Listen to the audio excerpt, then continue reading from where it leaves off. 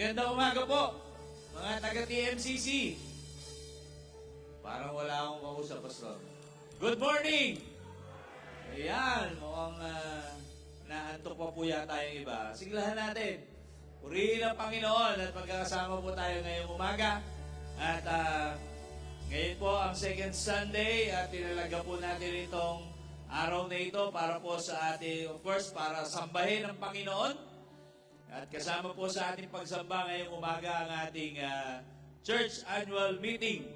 Kaya para po doon sa mga kaanib at mga dumadalo, attendees natin, at panauhin din. Welcome po. Kasama po natin ngayong umaga ang mga kasama ni Pastor Sanchez. Si Pastor Sanchez natin sa bandang unahan. Si Jesus Bautista and Edwin Banes. Ayan, mga panauhin natin. Welcome po sa ating pananabahan. Welcome din po doon sa mga nasa online. Kung nasan man po kayong bahagi ng mundo, good morning, good afternoon, good evening. Welcome po sa ating pananabahan ngayon. At sasambahin natin ang Panginoon. Pupurihan natin siya dahil nararapat po na sambahin ang isang Diyos na buhay, isang Diyos na makapangyarihan sa lahat. Ready na po ba kayo sumamba? Amen, amen. Tawagin natin ang worship team.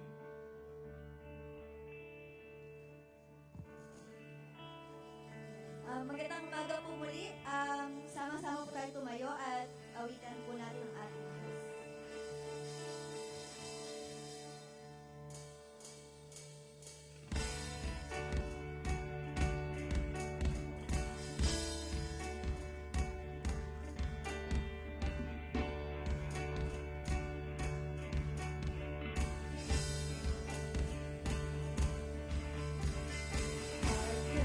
Heralding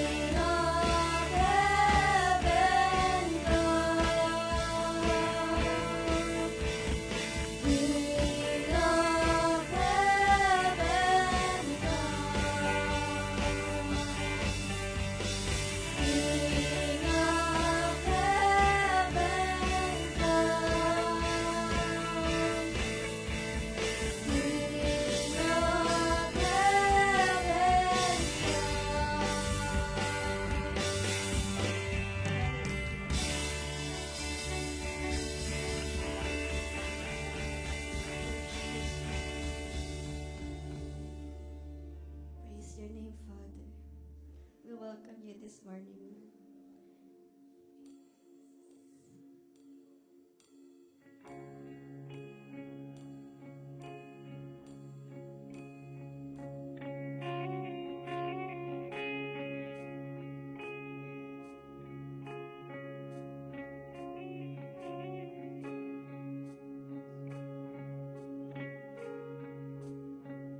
Splendor of the King.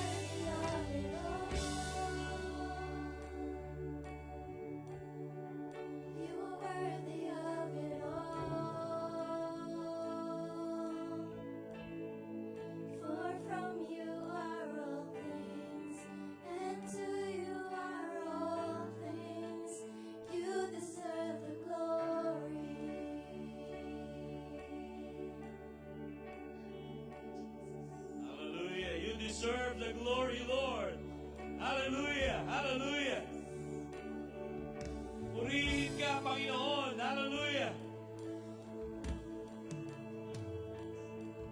Hallelujah. You're worthy to be praised, Lord God. You deserve all the glory. Nararapat ka lamang sambahin, Panginoon, sa iyong kapangyarihan, sa iyong kadakilaan, sa iyong dakilang pag-ibig sa bawat isa sa amin. Purihin ka, Panginoon. Hindi ka lamang namin manlilikha, kundi ikaw ang aming tagapagligtas, isang buhay na Diyos. Nararapat sambahin, nararapat luwalhatiin. We worship you, God. Tanggapin mo, Panginoon, ang aming pagsamba ngayong umaga. Kulang ang aming mga salita na bibigkasin para ilarawan, Panginoon, kung gaano ka kadakila. Sa bawat araw na ginagawa mo, Panginoon, sa aming buhay, nararapat kang papurihan, Panginoon. Hallelujah, hallelujah. Maaari ka namin pagkatiwalaan ng lahat, Panginoon. Salamat dahil hindi nasasayang ang pagtawag namin sa iyo. Naririnig mo, Panginoon, ang bawat daing ng iyong mga anak. Nakikita mo, Panginoon, ang aming mga puso, ang aming mga pasanin.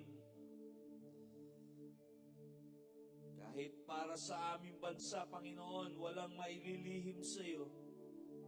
Kung ang tao nakakapagtago, pansamantala. Pero sa iyo, Panginoon, wala kaming maitatago. Sa iyo namin nilalapit, Panginoon, ang aming bansang Pilipinas. Yung mga korupsyon na nabubunyag ngayon, Lord, salamat dahil sa pamamagitan mo, na-expose ang lahat ng ito. Dalangin namin, Panginoon, na tulungan mo po ang bawat ahensya na nag-iimbestiga dito na maging tapat. Una sa iyo, Panginoon. Pangalawa, sa kanilang tungkulin na iniatang mo sa kanilang mga balikat, na yung paghahanap ng katotohanan ay hindi para sa personal na kapakanan nila, kundi, Panginoon, para maitama ang lahat ng ito. Dalangin namin, Lord, ang aming presidente, kasama ng kanyang mga gabinete at mga secretaries, Lord God. We pray for honesty, integrity, Lord. Maghari, Panginoon, sa bawat ahensya ng aming gobyerno. Yung katapatan sa paglilingkod. Mamalas noon sa kanilang ginagawa araw-araw. Dalangin din namin, Panginoon, ang aming mga kapatid na dumadaan sa pagsubok. Maring ang ilan ay may karamdaman. We pray, Lord God, for your healing to flow. Kay Pastor Anthony Mapalo na naroon sa malayong lugar, we pray, Panginoon, anuman yung naging dahilan ng kanyang pagtaas ng blood pressure, we pray na hihipuin mo po siya, Panginoon, padadaluin mo po ang iyong kapangyarihan sa kanya. Maging ang kanyang pamilya, Panginoon, bigyan mo po ng kapayapaan sa mga panahon na ito. Dalangin din po namin, Panginoon, ang kapatid namin na si Macario Salas na sa linggo na ito dadaan sa operation doon sa kanyang ulo. We pray, Lord God, na samahan mo po siya. Ngayon pa lamang, Panginoon, alam po namin nauna ka na doon sa operation na yun. Gamitin mo po yung mga doktor na titingin sa kanya. Bigyan mo po ng katalinuhan. Sa iyo nagmumula ang kagalingan, Panginoon. Sa iyo namin tinitiwala ang aming kapatid na ito. At magiging yung provision para sa operation na ito. Hindi maigsi po ang iyong kamay, Panginoon, para ipagkaloob ang pangailangan na ito. At maging sino man na sa panahon ngayon, mayroong nararanasan, mayroong karamdaman, sila man ay kasama namin sa pananambahan ngayong umaga o nanonood, nasa ospital, nasa bahay, dalangin po namin, Panginoon, na dumaloy ang iyong kapangyarihan. In Jesus' name, we declare healing, Panginoon, sa bawat isa sa kanila. At magiging buhay na patotoo ang lahat ng ito, ang kagalingan na mararanasan nila para sa iyong kaluwalhatian, Panginoon. Lord, we also pray for our church dito sa iglesia na ito na tinawag mo ang bawat isa sa amin. Salamat dahil sa pamamagitan ng iglesia na ito, patuloy na lumalago ang aming pananampalataya at relasyon sa iyo. Panginoon, pakita mo po sa bawat isa sa amin ang bahagi namin sa iglesia na ito. Yung paglilingkod na nais mo na gawin namin, ang bawat isa ay merong bahagi para sa paglilingkod dito sa iglesia mo na ito, Panginoon. We pray, Lord God, na mangungusap ka po sa amin. Dalangin din po namin ang aming tagapagsalita ngayong umaga. Dalangin namin, Lord God, na dumaloy ang iyong mensahe sa pamamagitan niya ngayong umaga, Lord God. Hallelujah, hallelujah. Wala kaming ibang luluwalhatiin, pasasalamatan sa patuloy na ginagawa mo sa aming iglesia maliban sa iyo. Panginoon, maraming salamat po. Patuloy kaming nagtitiwala sa iyo at makikinig sa sasabihin mo, Panginoon, sa bawat isa. Ito po ang aming dalangin sa pangalan ng aming Panginoong Yesus. Ang lahat po ay magsabi ng Amen. Amen, amen. Sige po, palakpak po sa Panginoon. Praise the Lord, praise the Lord. Makakaupo na po ang bawat isa. Bago po natin tawagin ang ating tagapagsalita ngayon sa katauhan ng ating chairman, Romy Agboon, ay paalala po sa bawat isa, itong week na papasok, yung ating yung ating power of prayer sa Wednesday. Sa Wednesday po ang last na ating power of prayer online. Dahil sa 24 and 31 ay wala na po tayong power of prayer. But sa January 5 hanggang 25 ay yung ating annual prayer and fasting. Okay? So, ipag-invite na po natin yan. Sa 21, next Sunday, meron naman pong kantata ang ating choir, the Messiah Choir, sa umaga. Okay? Kasama po sa ating worship service, yung kantata ng ating choir. At sa hapon, alas 4 ng hapon, babalik tayo dito para naman panoorin ang ating mga apo, mga anak, mga pamangkin sa kanilang Christmas presentation. Yung The Messiah Kids, meron pong Christmas presentation next Sunday. Anong oras po? Alas 4 ng hapon. Ipaganyaya din po natin yan. And then sa 25, meron tayong Christmas worship service. Anong oras? Alas 8 din. Regular po na Christmas service natin. Okay? So, ready po natin ang ating mga puso, ang ating mga pandinig. Tawagin po natin dito sa unahan ng ating Chairman Romy, para sa mensahe ng Panginoon. The Lord bless you.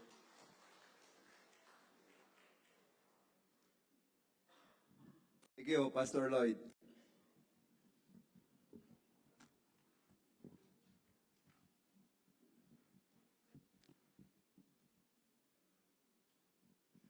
Okay, magandang umaga po sa inyong lahat. Alam niyo po, ito ang initiation ng pagka naging board chairman. Alam niyo po, nung na-elect ako na board chairman, Ito kagad yung inisip ko. So tuwing annual business meeting ay ang board chairman mo po ang nagbibigay ng mensahe. Gusto ko na rin kunin yung pagkakataong ito na batiin ang lahat ng Merry Christmas. Merry Christmas po sa inyo lahat. Napupuna ko kanina yung color natin. Ito po ba ang kulay ng taon? 2026? O ano lang yan? Na-insecure ako doon sa suot ni SP. Kamats. So, ang buwan po ng Disyembre ay yan nga po ang pinaka-busy o maraming gawain tayo. So, kagaya ng in-announce kanina ni Pastor Lloyd at tatandaan po natin yung mga gawain yan. At ngayon nga po, ang ating annual business meeting. So, pray po muna tayo. Panginoon, dumudulog po kami ngayong gabi, ngayong umaga sa iyong harapan. Dalangin po namin ang iyong pangunguna sa aming kalagitnaan. As we hold our annual business meeting, Panginoon. Dalangin ko rin po ang iyong pangunguna sa inyong lingkod sa pagbibigay ng mensahe. I ask for the leading of the Holy Spirit. Ikaw po ang kumilos. Ikaw po ang mangusap sa bawat isa. I-bless mo po ang mensahe sa umagang ito. In Jesus' name. Amen. Kanina, binabanggit din ni Pastor Lloyd yung mga recent na pangyayari sa ating bansa. It seems na ang mga balita ngayon, hindi pa rin tayo nakakabangon doon sa corruption issue.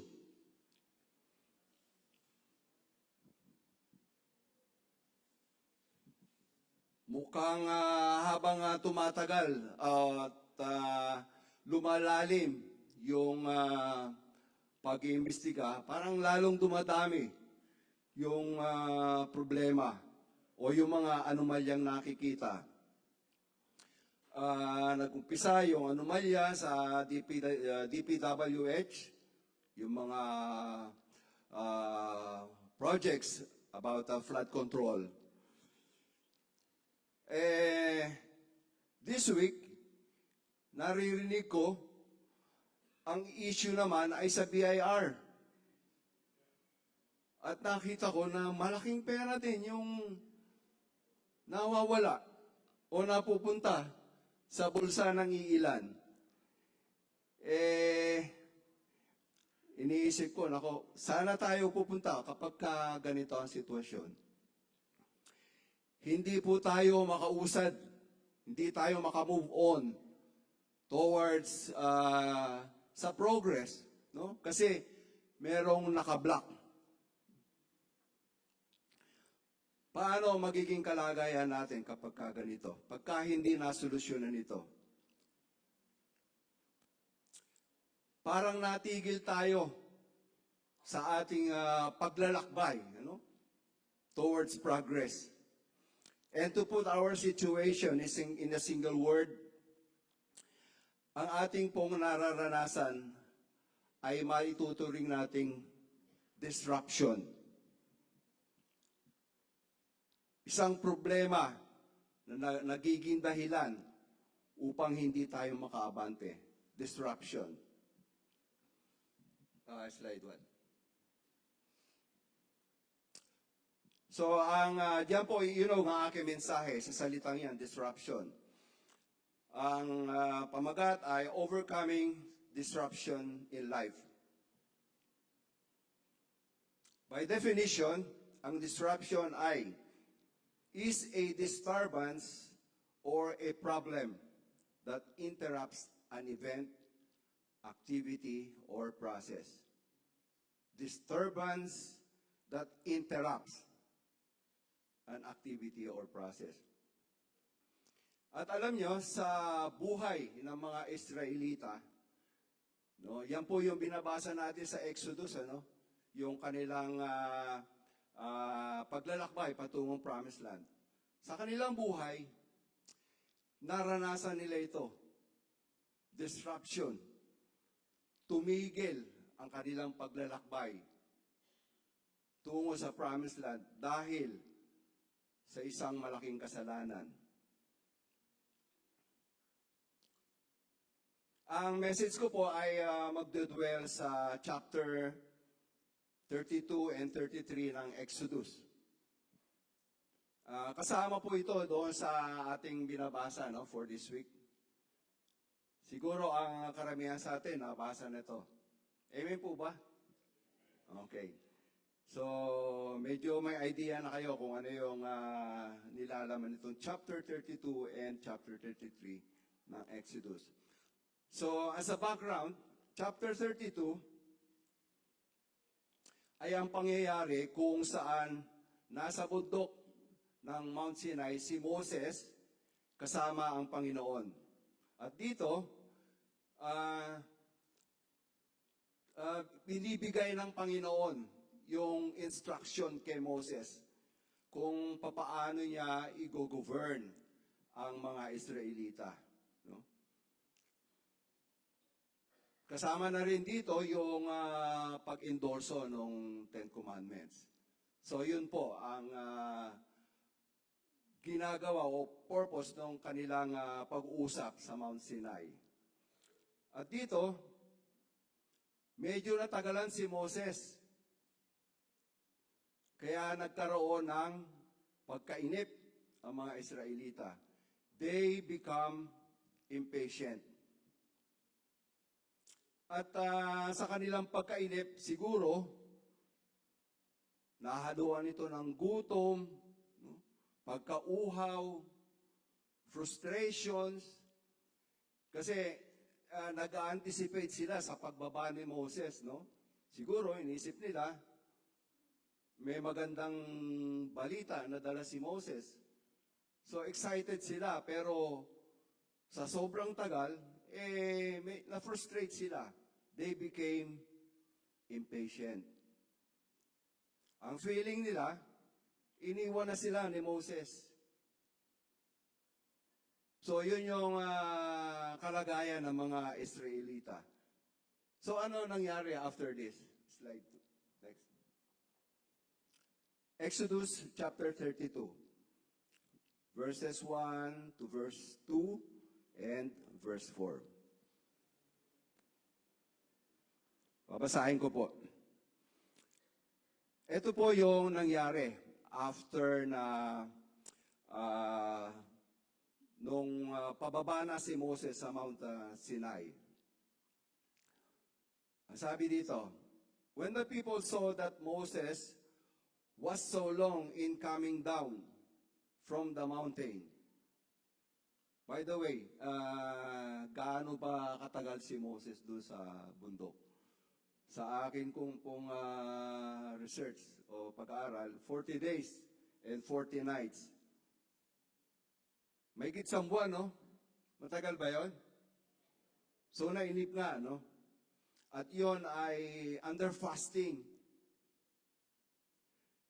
So coming down from the mountain, they gathered around Aaron and said, sabi po ng mga Israelita, come, make us gods who will go before us. As for this fellow Moses who brought us up out of Egypt, we don't know what happened to him. So wala silang balita. Baka nag-enjoy na siya doon sa pagsama niya sa Panginoon o na-disgrasya along the way. So wala sila. So nainip sila. They became impatient.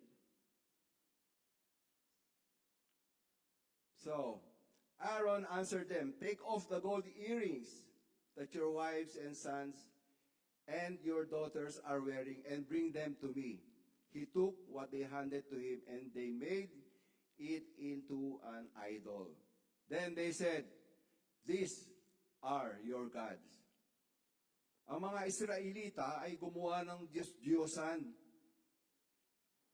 At ang ginawa nilang ito ay labis na ikinagalit ng Panginoon.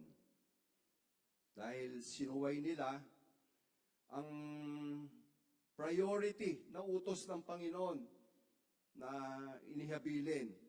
Ang sabi sa Exodus 20:3-4, "Ye shall have no other gods before me." Sapul na sapul ng Israelita yung pagkakasalang yon. "You shall not make for yourself an image in the form of anything in heaven above, or in the earth beneath, or in the waters below. You shall not bow down to them or worship them. For the Lord your God am a jealous God." So talagang dapat magalit ang Panginoon, no? Top priority, no, sa mga utos niya. Ayun yung dinisobey ng mga Israelita. Next slide. So ano po ang sinabi ng Panginoon kay Moses nung nalaman yung ganitong pangyayari? Exodus 32:7. Then the Lord said to Moses, "Go down, because your people whom you brought up out of Egypt have become corrupt." So naging corrupt. But in another level, of course. No? Iba yung corruption na atin na-experience ngayon. Corrupted minds. No? Nalason yung isip nila dahil sa pagiging impatient. Sabi dito, "They have been quick to turn away from what I commanded them, and have made themselves an idol cast in the shape of calf." Ito yung galit ng Panginoon. Sabi niya, "Now leave me alone, so that my anger may burn against them, and that I may destroy them." So yun ang sinabi niya sa mga Israelita. "Leave me alone," sabi niya kay Moses. Talagang galit, ano? Walang aawat sa akin.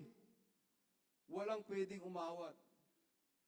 So normally, ano dapat yung reaction ni Moses? Dapat, di ba, alis ka na, madadamay ka. Nakita ni Moses yung sobrang galit ng Panginoon dahil sa ginawang ito ng mga Israelita. Pero, papaano po hinandle ni Moses yung ganitong sitwasyon? Alam niyo po, kung susundan natin yung istorya ng mga Israelites, so, ang mga Israelita, lagi silang nagdi-disobey, di po ba? Tapos, siyempre, magagalit ang Panginoon. Si Moses, nasa gitna lagi. Hindi niya alam kung paano, parang naipit siya, kung paano i-please ang Panginoon bilang leader ng mga Israelita. Next slide. So ano pong ginawa ni Moses? Exodus 32. Ito po yung ginawa niya. "But Moses sought the favor of the Lord." Makikita nyo dito kung mag-usap ang Panginoon at saka si Moses para magkaibigan lang. Sabi niya, "Why should your anger burn against your people, whom you brought out of Egypt with great power and a mighty hand?" So dito, parang iniisip niya, baka mapahiya tayo dun sa mga Egyptians. No? Kinuha natin yung mga tao natin, tapos ganito katindi yung galit mo, no? At gusto mo silang lipulin. No?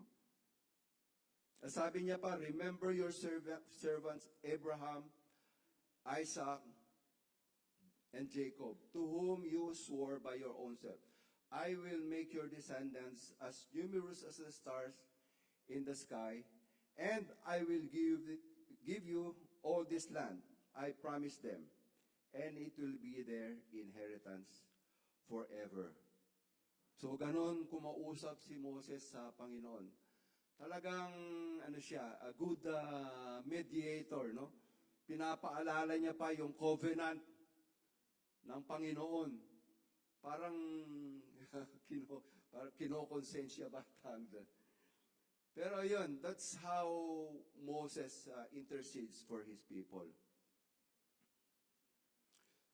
Pero ang gusto ng Panginoon, maranasan nila ang consequence nung kasalanan na kanilang ginawa. Kaya ang Panginoon, anong ginawa? Nagpadala ng plague o virus o sakit.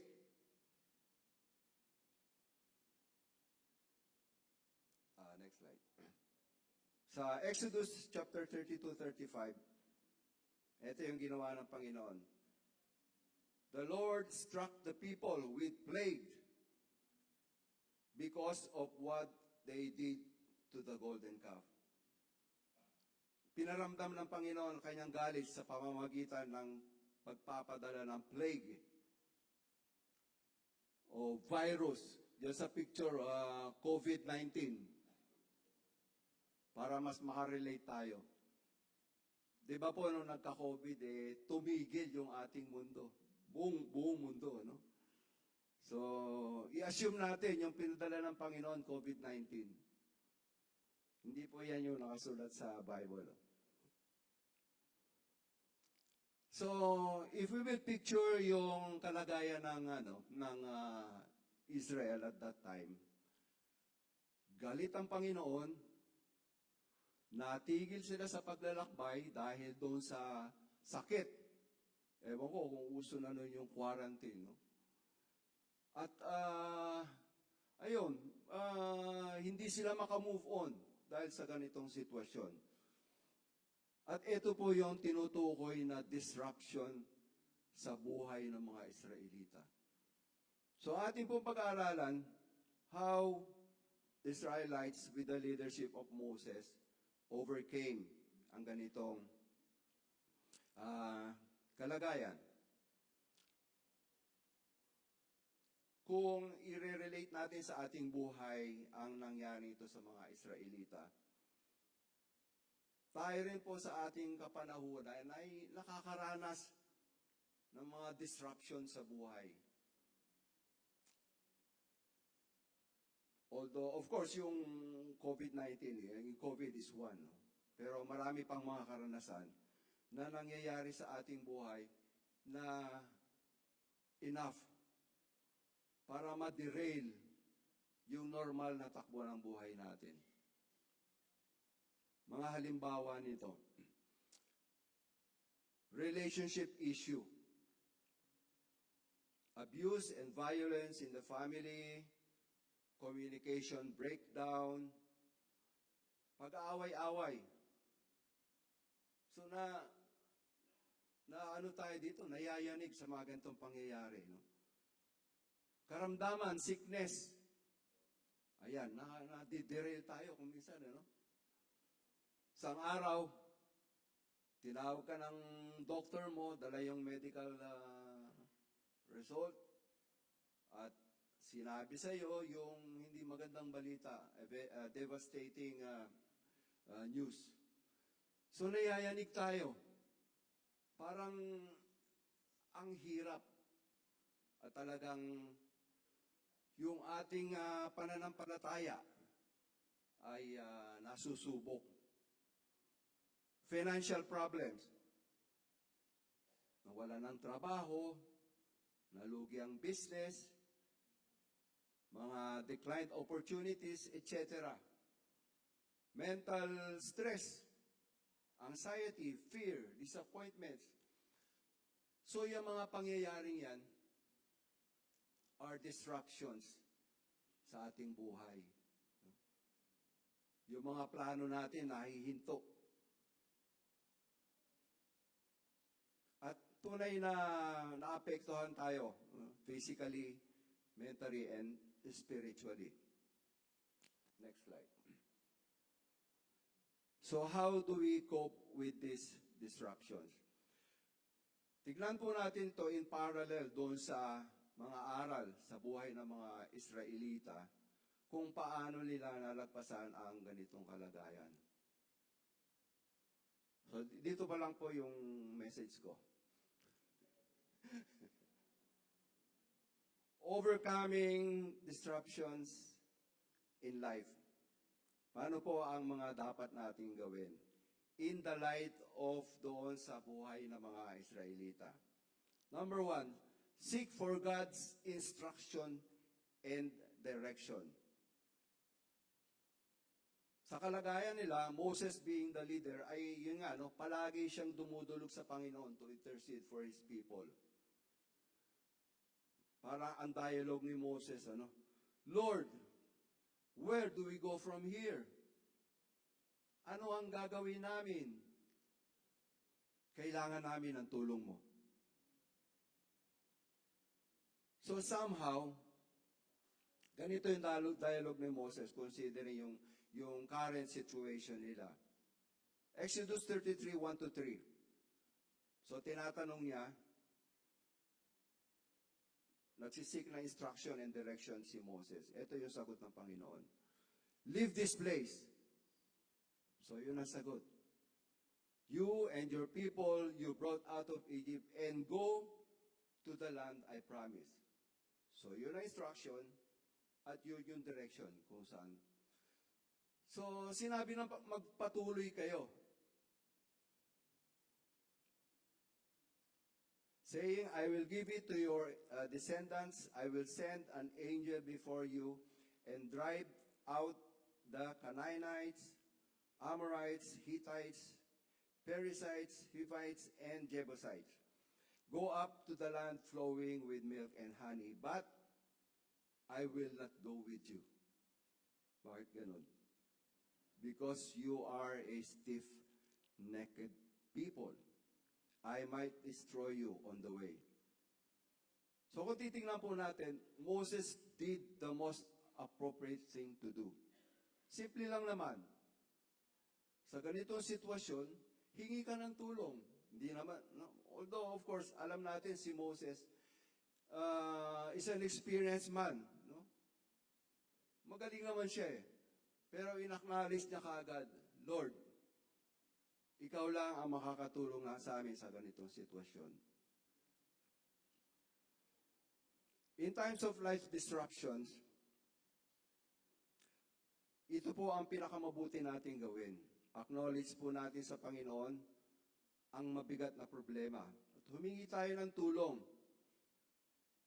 sa gitna ng mga matinding pagsubok. We are the weakest. And God is the strongest. Of course, affected tayo eh. So we cannot decide na maayos. Ito yung weakness kaagad natin. Medyo na tayo, yung ating isip ay wala sa focus. So the best thing to do is seek help from God. Ganon din po yung ginawa ng mga disciples ni Jesus noong sila ay nakaranas ng malakas na bagyo sa dagat. Matthew 8:24-25, sabi dito, suddenly a furious storm came up on the lake, so that the waves swept over the boat, but Jesus was sleeping. Ano yung ginawa ng mga disciples? The disciples went and wake him, saying, Lord, save us. We are going down. Lord, save us. So kung makikita po natin yung mga yung mga disciples niya, 'di ba, mga fishermen, mga magagaling na to sa dagat. Pero they acknowledge doon sa kalagayang 'yon, ang Panginoon lang ang pwedeng tumulong. Next slide. Pangalawa, seek for God's presence. So, yun po ang pangalawang dapat nating hilingin sa Panginoon. So at this stage, malinaw na kay Moses ang instruction at malinaw rin yung direction kung saan pupunta. So sabi, leave this place and go doon sa promised land. Pero, meron pong sinabi ang Panginoon dito na naging malaking challenge kay Moses. Exodus 33:3, go up to the land flowing with milk and honey, but I will not go with you. Bakit ganun? Sabi ng Panginoon, because you are a stiff-necked people and I might destroy you on the way. So, malaking challenge kay Moses ito.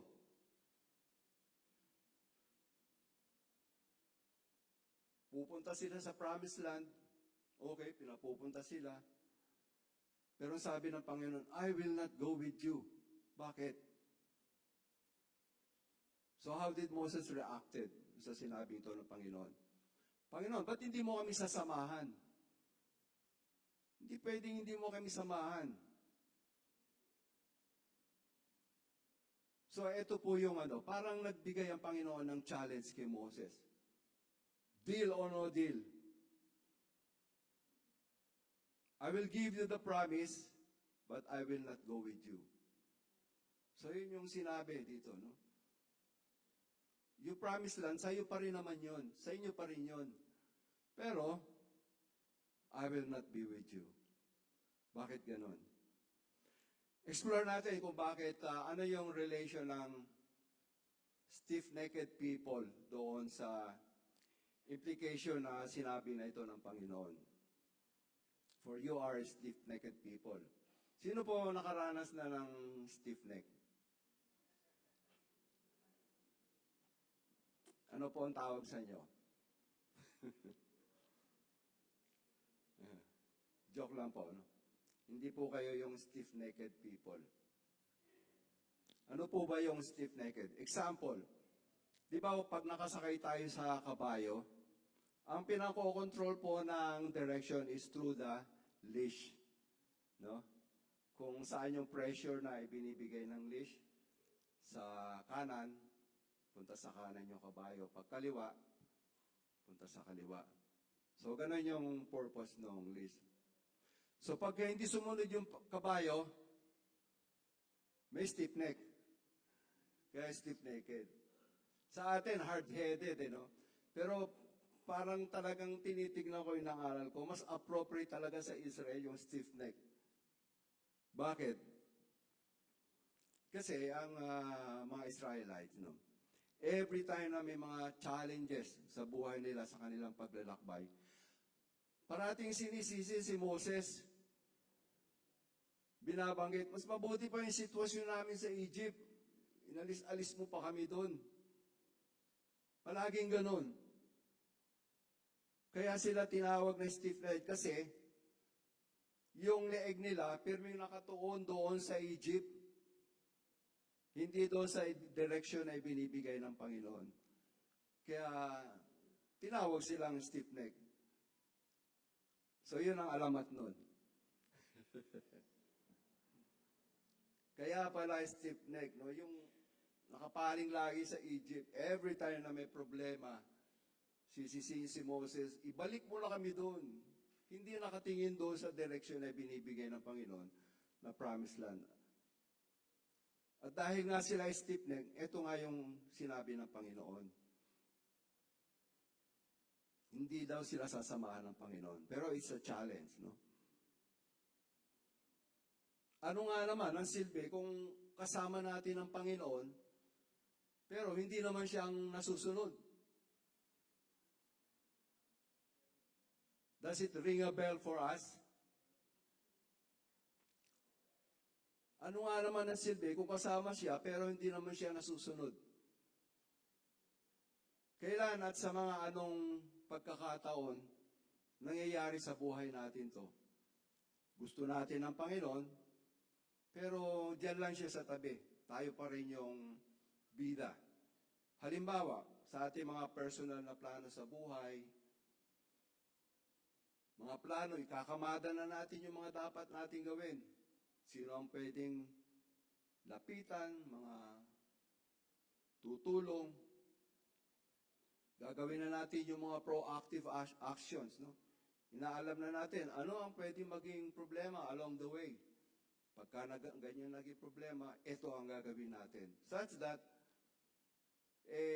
alam na natin ang fallback position. Alam na natin yung dapat gawin. In short, arigrado na lahat. Everything set. Everything set, pagpe-pray natin sa Panginoon. Nahuli yung Panginoon. Lord, i-bless mo po yung plano ko. Madalas tayo natatrap sa ganyang kalagayan.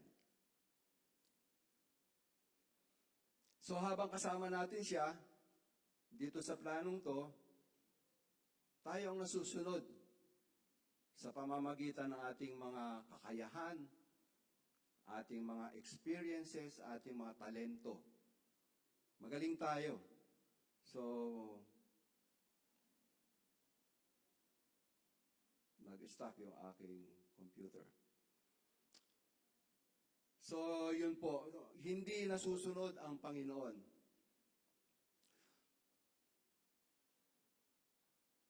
So, sabi ng Panginoon, you will have the promise. Mararating mo kung ano ang plano mo, pero hindi na ako sasama. Deal or no deal. You will have my presence, you have the promise, but my presence will not be with you. So ano po ang, sa atin pa rin naman ang promise, di ba?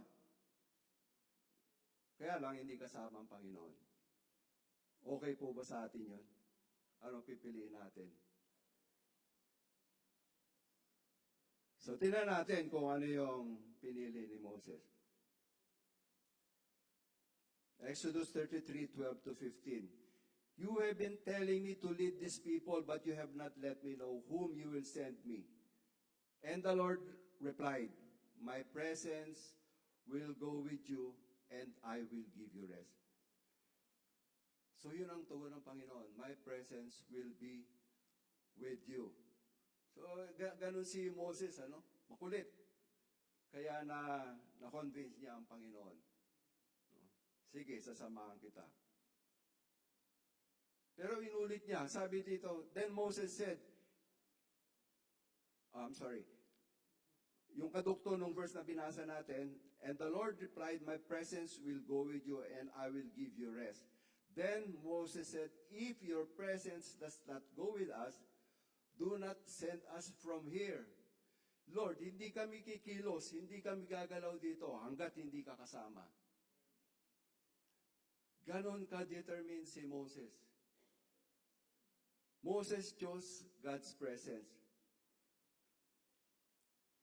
Alam niyo, kinakailangan natin ang ganitong klaseng determination to really seek God's presence in the midst of a major disruption sa ating buhay. Nawa, sa journey natin bilang mananampalataya, hindi lang tayo nakafocus sa promise.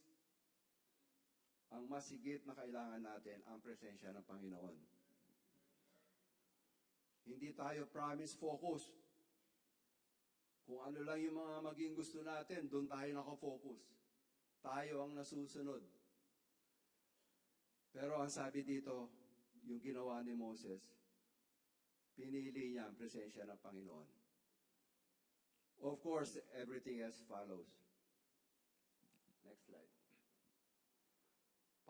Pangatlo, na dapat gawin, seek for God's glory. Ito, medyo matindi itong ano to. Medyo na-bless din ako dito sa request ni Moses na ito. So, alam na ni Moses yung instruction. Alam niya na dapat magtuloy. Alam niya na yung direction. At pinangako din sa kanya, sasamahan siya ng Panginoon. Pero sabi naman, wait Lord, may isa pa.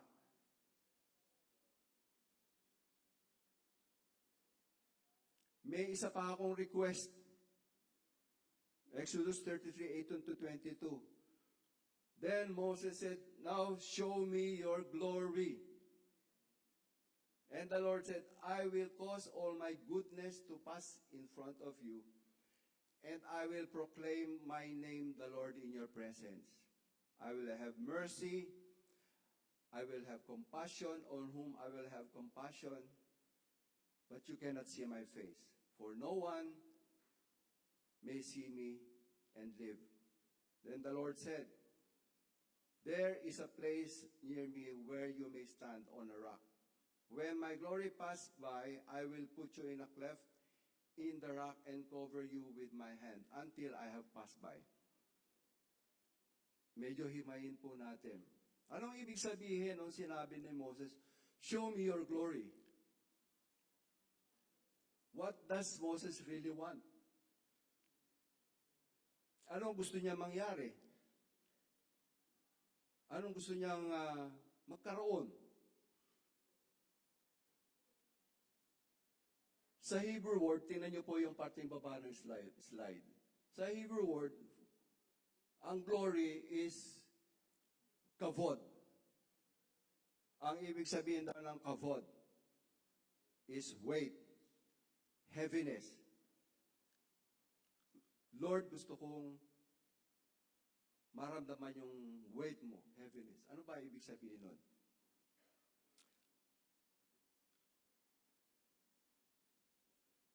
So, kavod means it's an experience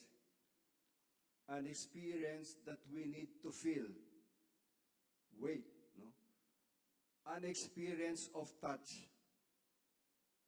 Something that will swarm our body para maramdaman natin ang Panginoon. Yun yung kavod, weight, yung heaviness.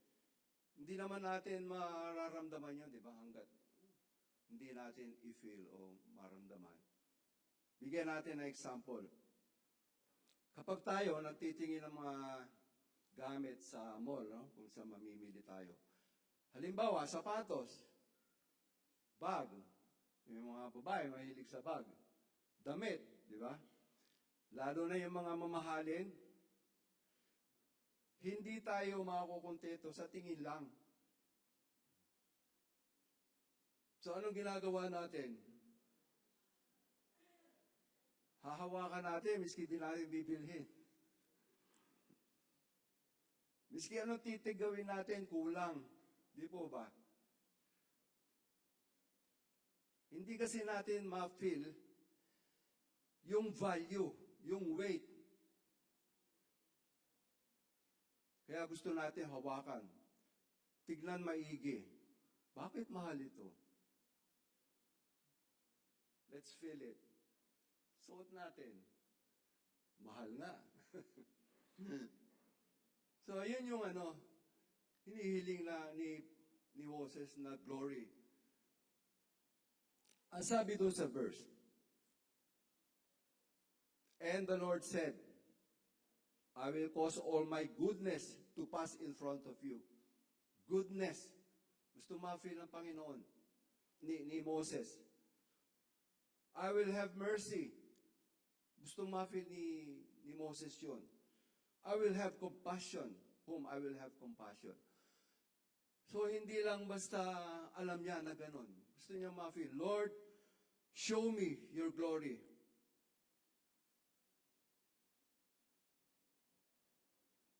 Ang tingin ko po, this is what Moses wants from the Lord. Hindi sapat yung makausap niya lang. No? Gusto ni Moses one level higher.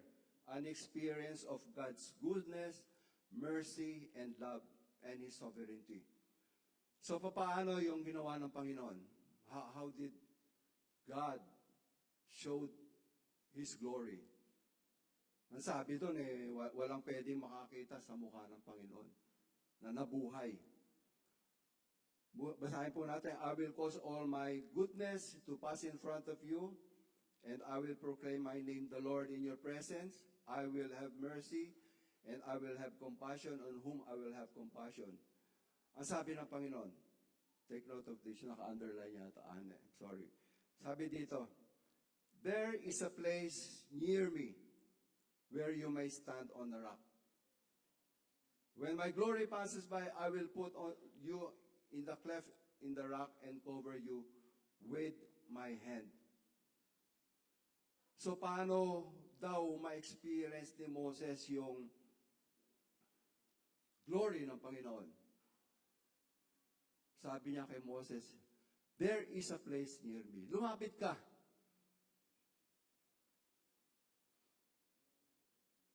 Ang layo mo eh.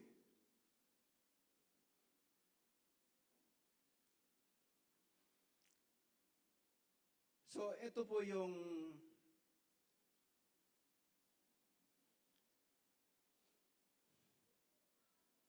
experience na gusto maranasan ni Moses. Emotional ako sa aking. Sabi nyo, nung nabasa ko to, dito ako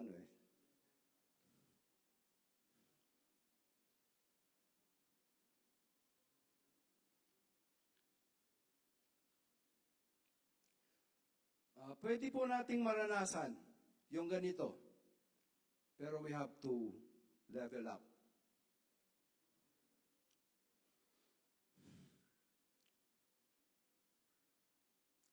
Kailangan natin na mas malapit sa Panginoon. Hindi pwede yung nandiyan ka pa rin. You have to come closer. Ang sabi doon sa Romans 3:23, for all have sinned and fall short. Kinapos.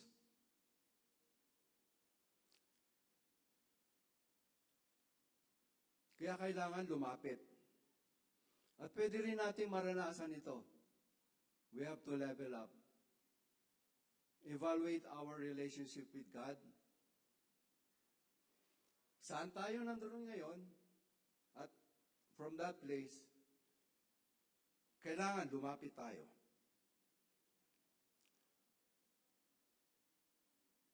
I will be finishing with a very short conclusion. Sa mga pagkakataong nahaharap tayo sa maraming pagsubok ng buhay, mga pagsubok na kung minsan na-stuck tayo at hindi makamove on, yung nga, disrupted ang buhay natin. And our faith is challenged sa ating mga relationship issues, financial, mental stress, karamdaman, no? Na-stuck tayo dito. We can learn from what Moses and the Israelites did. Next slide. Doon sa hinahaba-haba mga sinabi ko dito, I want to leave this phrase with you.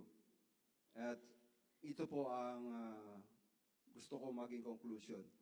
Maaring hindi nyo masyado yung message. But this sums it all. Basahin po natin. With God's direction, with God's presence, and experience of God's glory, we are unstoppable. Amen. Manalangin po tayo.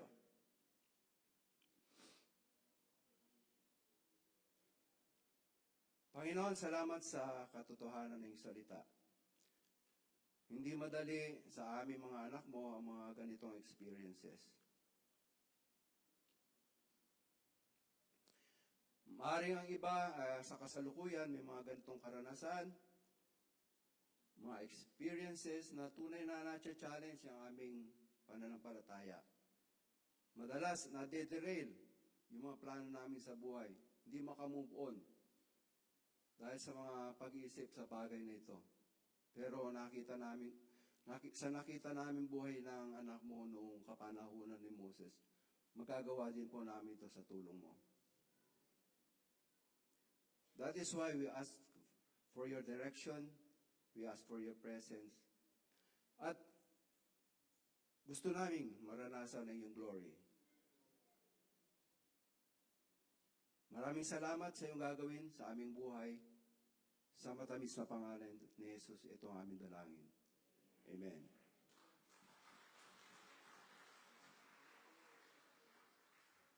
Amen po. So, magpapatuloy po. Sa akin na rin. So, magpapatuloy po yung ating gawain. As the board chairman, I'm officially opening sa ating kalagitnaan ang pagpapatuloy ng ating annual business meeting. So, sa oras na to ay kukunin po natin ang quorum kung meron tayong grounds to continue the meeting. Pangungunahan tayo ni Steph sa pagkuha ng... Meron pong mga ushers na mangunguna no, sa pagkuha ng ating quorum.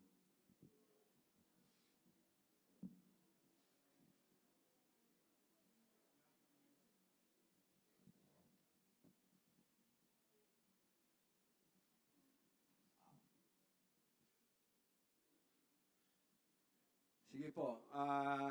Inihiling po na lahat ng members ng TMCC, alam niyo po yung mga requirements na bilang member ng TMCC, ay hinihilong po na tumayo para mabilang at makita natin ang quorum.